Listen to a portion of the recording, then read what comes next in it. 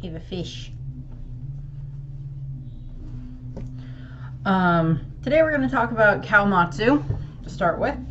For the first one for him, this one is going to cover basically from Kawamatsu's birth all the way up until basically, you know, the heck. Oh, that's the recycling truck outside. I don't know if you can hear that on the mic. Our recycling truck is here. Fun. So are you done yet? Maybe it's done. I don't know. And we're going to talk about Kawamatsu the Kappa for the 9 red Scabbards. This is going to be from basically his birth all the way up until, you know, the death of Odin, when he is now entrusted to care for Hiyori and such as the others are sent to the future with Momonosuke. So that's what we will be covering today, and then the next one will be from just after that all the way up until just before the Battle of Onigashima, and then the Battle of Onigashima, because those always take a while. So, as I said, Kawamatsu is Kawamatsu the Kappa. He is a Japanese puffer fishman, and he is a Yokozuna ranked sumo wrestler, so he's kind of like the same type of wrestler that we see Luffy kind of try to be when he first gets to Wano, and such. And we know that as a child, and I'll go over this again, him and his mother were shipwrecked on Wano, where they ended up kind of hiding, and then they were ostracized, and then eventually he's taken in by Odin and eventually becomes one of the retainers, and then one of the 9 red Scabbards later on. As of the recording of this video, which depending on how this lands for what's going on in the chapters for the cover pages, we may have seen Kawamatsu by now. But since I'm recording this so far in advance, I don't know when that will be. I don't know if we'll have seen him. I had the thought of like either having him be the daimyo of the Udon region, because that's where he was in the prison for so long, or maybe making him the new like warden of the prison and the daimyo of the area. So that's a possibility. At the moment that I am recording this, Yamato has only just defeated, just to give you an idea of how many weeks back this is, Yamato has just defeated Who's Who and is freeing Minatomo and the geishas and such. Her and Tom are doing that. So that's as far as I am in this. The final video for Kawamatsu will be recorded much closer to the end, or will be recorded closer to when it goes up. It's just I've got a lot of free time right now, and a lot of these I can get a lot of them done in a short amount of time. So that's just my thought, is that he might be made the daimyo that. A lot of people also think that, or at least kind of the possibility of him being the daimyo of the Ringo region, because that's also where he lived at the shrine with Onimaru for so long at the graveyard. And that is a possibility, but I still want Kiku to be the one who is the daimyo of the Ringo region, because that's where her and Izo were from, and that's where Izo is, now buried there in the graveyard, along with Ashura Doji. So those are just my thoughts there. We'll find out what happens. Probably by the time the Yamato cover story ends, I might do a quick roundup of like where everybody is that we know of in Wano, that are, the Scabbards and whatnot, and what positions they now hold. I'll probably do like a video about that, and a little bit of a catch-all there for stuff.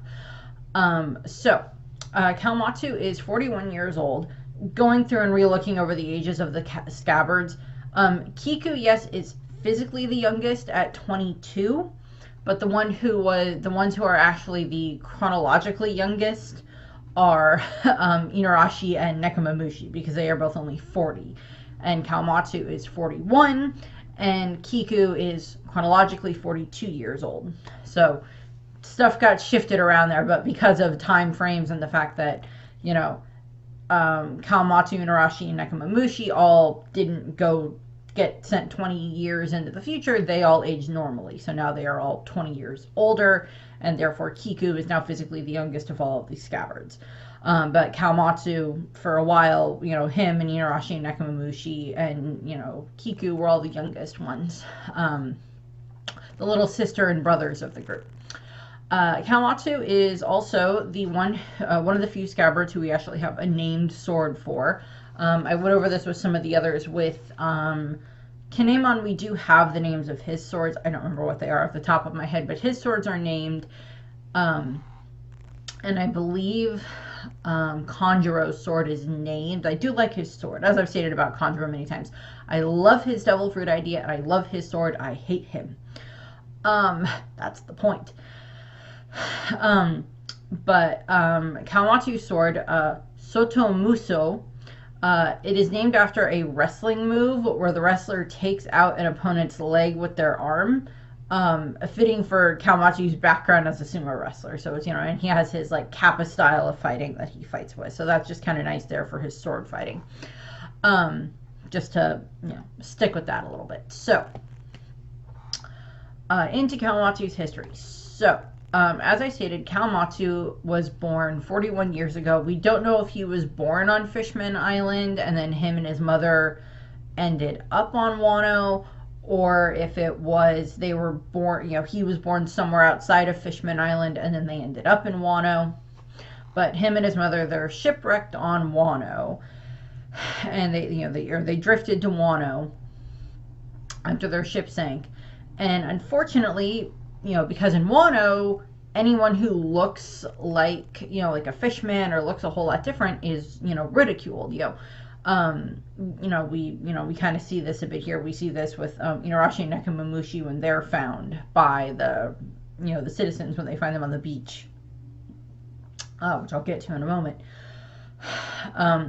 But so Kawamatsu and his mother end up on Wano. They're shipwrecked there, and they end up getting chased around by the citizens, get stones thrown at them and everything, and eventually his mother is unfortunately injured to the point where she knows she's going to die. So she tells Kawamatsu, okay, so you need to pretend to be a Kappa, because that will at least not be as, I guess, scary of a thing to the citizens of Wano. So he starts to refer to himself as a Kappa and pretend to be a Kappa. Which is it's like a Japanese water creature. They talk about them a little bit in Harry Potter. They're kind of, it's if you can make a Kappa bow to you, then now they kind of have to serve you.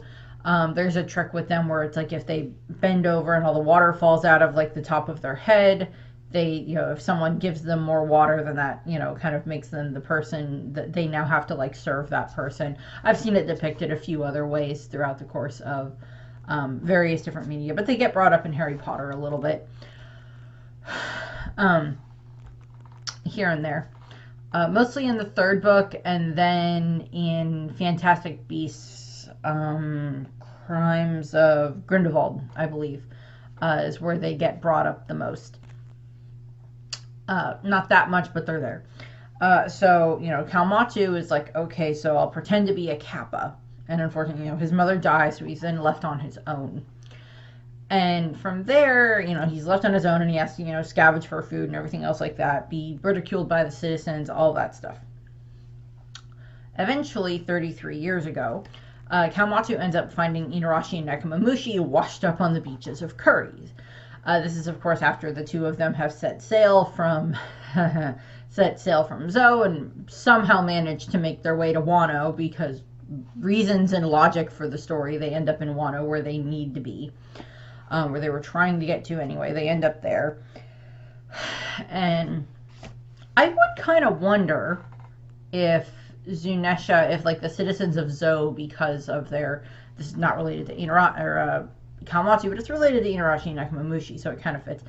I wonder, I don't know if I mentioned this in any of the Inarashi or Nekomamushi videos, I wonder if any of them, if like the citizens of Zo have like an eternal pose to Wano, because then they would know no matter which way, wherever Zunisha has roamed, they would still know how to get back to Wano because of their connection to the Kozuki clan. I wonder if that's a thing.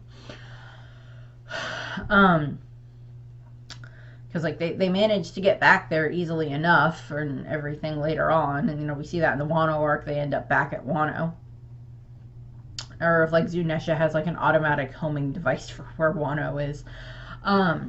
But what ends up happening is, you know, Kawamatsu finds the other two passed out on the beach, and where they drifted after everything.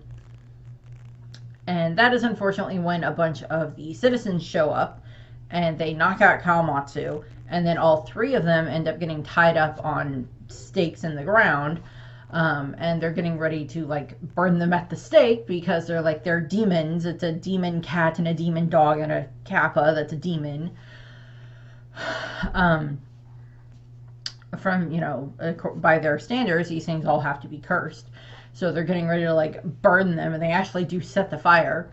And then Odin shows up, knocks out the fire, has this giant giant carp with him that he just caught. And he, you know, knocks out the fire, and then he like beats up the citizens and shames them for like, these are clearly children. Why are you doing this? Frees all three of them, and then takes them back to Curry Castle, where they are then welcomed in, and or like, you know, Odin makes the big pot of Odin for them to eat, and you know, they're all three of them are so happy because they were starving, and this leads into Inarashi knocking over the food because it's hot food, and he's a cat and he doesn't like hot food, and knocks over that, and then Kawamatsu is still so hungry that he's just eating the food off the floor. And he basically gives the explanation of, oh, well, yeah, I'm a fishman, and my mom and I came here when I was young. We kind of got shipwrecked and ended up here, and we couldn't leave, and we were chased by the citizens, and my mom's dead, so I don't really have anywhere else to go, basically. And Odin's just kind of like in the corner like, oh my god, I don't need any more strays. Keep following me home. To be fair, by this point in time, he already has a ton of the other ones. He's already got all the rest of the Scabbards, because these are the last three. And so he's just like, okay, I guess I have to deal with this now. So the three of them are invited to stay, and like they're just like, oh, yay, we get to stay here, because like Odin was so nice to them, and the others are so welcoming to them. So they're just really happy about that. Shortly after that is when they start running low on funds because, of course, you know, Orochi. And all of them except for Kiku go to... I like the fact that they don't bring Kiku, but they bring the other three that are younger than her.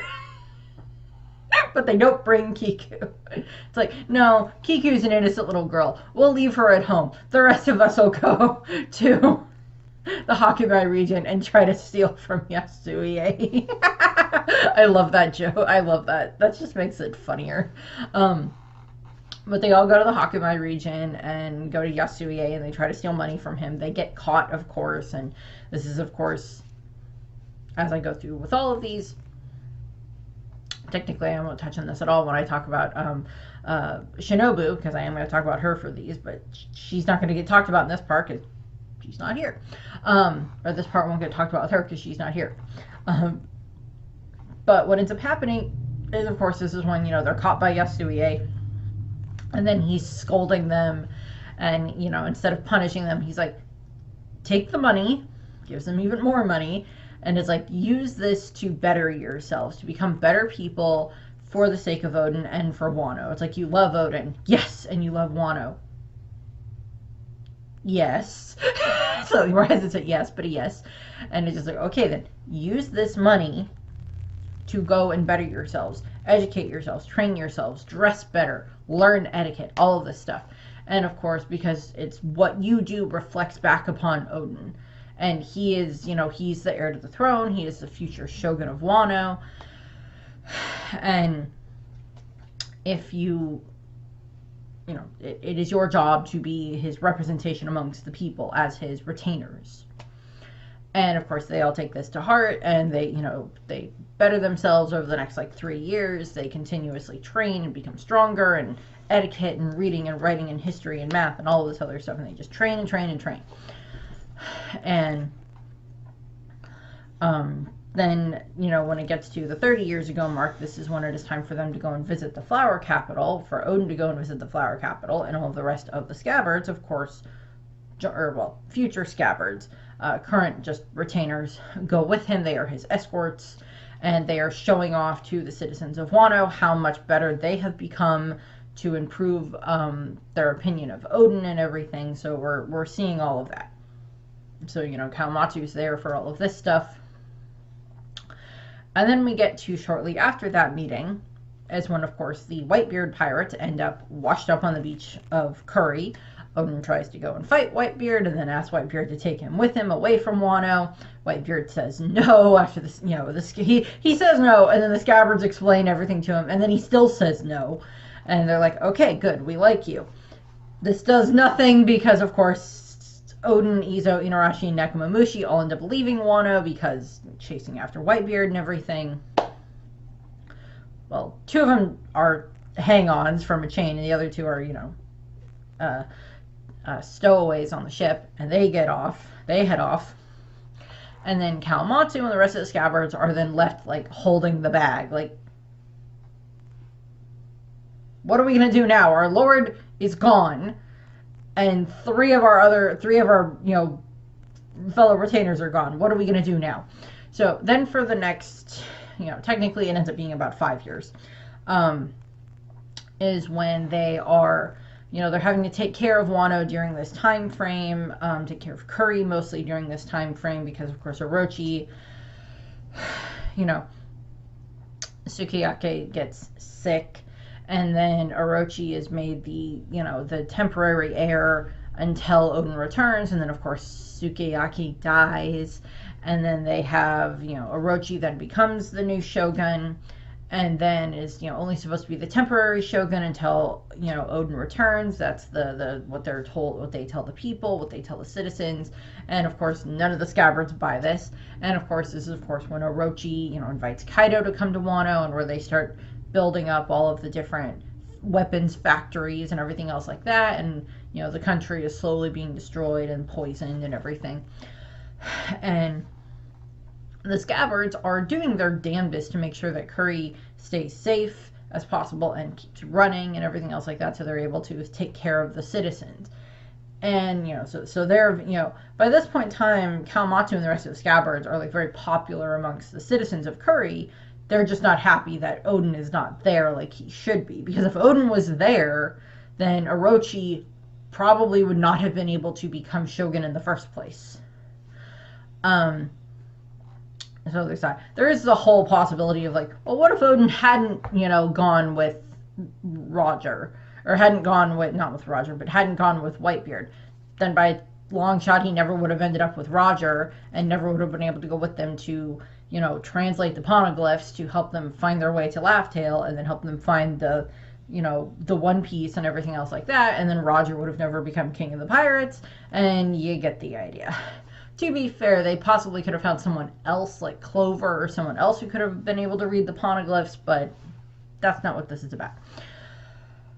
So, then we finally get to it where Odin returns, very briefly, with Inarashi and Nekomamushi, and they are dropping off Toki, along with the two children, because Toki is, of course, sick, and they are going to drop off her and Hiyori and Momonosuke, along with Inarashi and Nekomamushi, drop them off at Wano, and have them stay there while Odin finishes his journey with the Roger Pirates, and then returns. So, Kawamatsu and the others that are there when this happens, when he, briefly returns, are just like, oh my god, Lord Odin, we're so happy you're back. Why are you leaving again? Is basically what happens, and they yell at him and call him a jerk and everything, which is fair. And then he finally returns 6 months later. So, what ends up happening during this time frame is there's several different things that happen. So, a bunch of the Scabbards went to try to go, or the retainers went to try to go, they were furious with Orochi for abusing his position, and they go and they try to talk with him. They leave Kawamatsu and Inarashi back at Odin Castle, as just a backup defense in case something happens, because Toki Toki is not necessarily designed for fighting. She's not trained in combat as far as we're aware. She knows she probably has basic understanding of how to use a katana, but she's not very, prolific in it. And that's not her role. But so they leave Inuarashi and Kawamatsu there to protect her and the children. Thankfully, that was a very smart idea because, part of the beast pirates show up. They attack Odin Castle, and Kawamatsu and Inuarashi are able to repel them. This, of course, when Odin returns and he finds out about this, he's like, "Yeah, I'm back now." And then they tell him about this, and he is just furious about what happened because, of course, his wife got attacked, and they were trying to attack his children, and Toki was injured because she got shot in the leg and everything. And they explain the situation to Odin, which of course leads to Odin then running to the capital and trying to, fight against Orochi, but that doesn't end up happening. And then he ends up dancing naked in the capital for the next 5 years. Because of reasons. Much to the dismay of the retainers. And, so they're just like, well, what are we going to do? And, yes, they keep asking Odin why he keeps doing this. He keeps refusing to tell them. He's like, this is just what I have to do to support my family, is like his answer. And they're just like, okay, we want to wring your neck, but we can't do that. Also, like, there's probably also just other moments here where they're just having, like, happy moments where, like, Odin's making giant pots of Odin and spending time with them, and everybody's just having fun and all that other stuff in between him, going and dancing naked in the capital. So they do all of that. Then we get to 20 years ago. And of course, 20 years ago is when the straw that breaks the camel's back finally happens. Kirogoro is attacked. His wife is killed. Toka's wife is killed. Several of his subordinates are killed. And he is then taken and locked up in Udon prison. Odin and the rest of the Scabbards are like, this is the end of it. We can't let this keep going on. So they gather everything up that they're going to need. They get ready. And they head off. Their intention is to go all the way to Onigashima and fight Kaido there. Doesn't go the way they planned because, of course, Kanjuro is the traitor, and he sends the information to Orochi, who then gives the information to Kaido, and then Kaido and his crew are there to meet them on the beaches of Udon, where they then end up fighting. And there's this big battle that ensues, and we don't, I don't know if we get exactly who, like, Kawamatsu fights against. Again, I think he's just one of the ones who's fighting against a bunch of the riffraff, because he's not stated to fight against king or queen. It's Odin is the one who fights against Kaido, until the trick happens where, they deceive him, and he thinks that they have Momonosuke, and then, of course, this leads to him getting hit by Kaido, and then, of course, Kaido was angry about this, because he's like, okay, I didn't win fair and square, and I don't like that, so, that leads to that. And from there, we have it that Odin, along with the rest of the Scabbards, are all captured and taken to the Flower Capital, where they are put in the prison gallery, and where it is announced that they are going to be boiled alive 3 days later. And this leads into, of course, all the prisoners, all of them are brought out to the giant pot of boiling oil that Orochi has had built, and they have all the, the scaffolding all set up around it and everything so everybody can watch, and they have so many of the citizens around them gathered to watch this event, and I don't know if they're like, live streaming it basically around Wano or not at that point in time. I'm not sure. I don't think so. I don't know if you can hear her story in the background.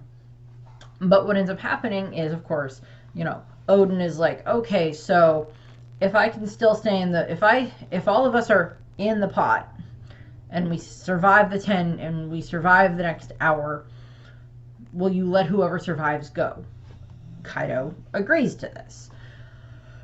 So Odin gets in the pot and then grabs the plank that has all the Scabbards on it and then has it above his head.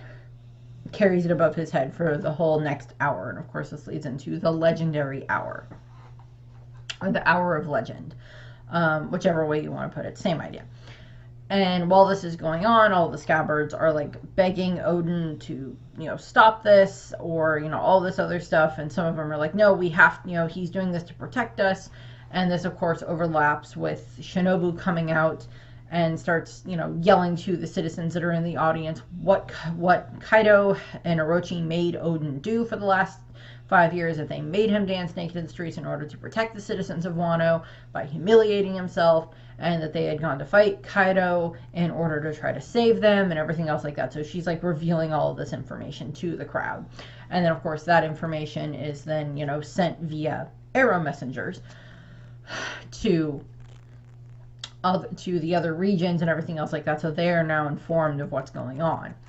And, of course, within that hour, this is when, Odin is literally boiling alive in order to protect his Scabbards. And the citizens are finding out that he'd just been doing so much of this to protect them, as opposed to seeing him as this fool, this idiot lord. Now it's, oh my god, he was doing this to save us, to protect us. Oh my god, why didn't we realize this, type of a thing.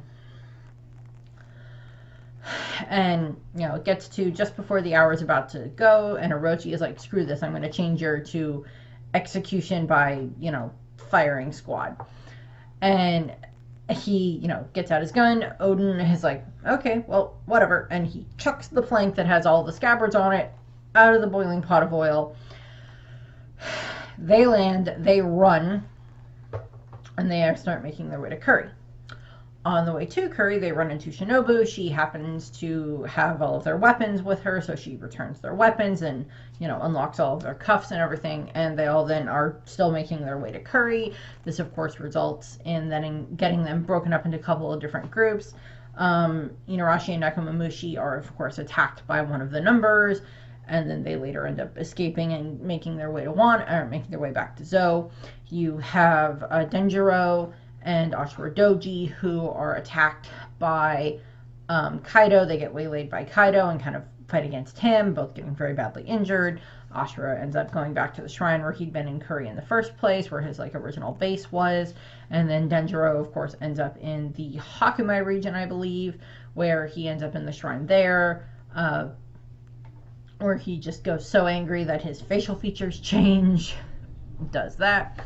And then we have it that the rest of the group, Kawamatsu, Kinemon, Kanjo, Raizo, and Kiku, all do make their way back to Curry Castle, where, which is now on fire, and the only people remaining in it are Toki, Momonosuke, and Hiyori. They get inside the castle. They're begging Toki to let them help get her and the children out. And Toki's like, no, I'm going to send 3 of you into the future with Momonosuke, and then leave Hiyori with the other one with Kawamatsu. She leaves Hiyori with Kawamatsu. So that way, Momonosuke will go into the future with the 3 of you, with the rest of you, with Kinemon, Kanjuro, and Kiku, and Raizo. So 4 of them go to the future. One of them is Kawamatsu stays with them. Got my numbers mixed up. Sorry. It's like, okay, you guys are all going to go into the future. Kawamatsu. I kind of think it would have been a better idea to leave maybe 2 of them with Kawamatsu, 2 of them with Hiyori, and 3 of them with Momonosuke, but you get the idea.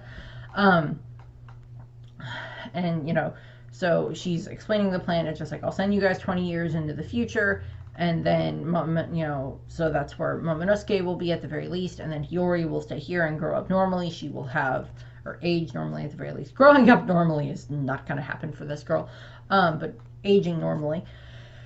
And she will be with Kawamatsu. So that's what happens. She sends the other 4 along with Momonosuke into the future. She gives Hiyori to Kawamatsu, and then he jumps out of the castle and is able to go through the moat around the castle and is able to escape with Hiyori, because Kinemon, Kanjuro, and Raizo, none of them would have been able to make their way out of there. Kiku would have, but then, they have to send Kiku into the future for reasons. There's a couple of different what-if scenarios that would have been interesting to go about here. But they, so Kawamatsu has Hiyori, and he takes her, and they escape the burning castle. And that is where I will pick up with the next video for this. I don't think there was anything else I needed to add for Kawamatsu here. I thank you for watching. I hope you enjoyed the video, and I hope you have a nice rest of your day.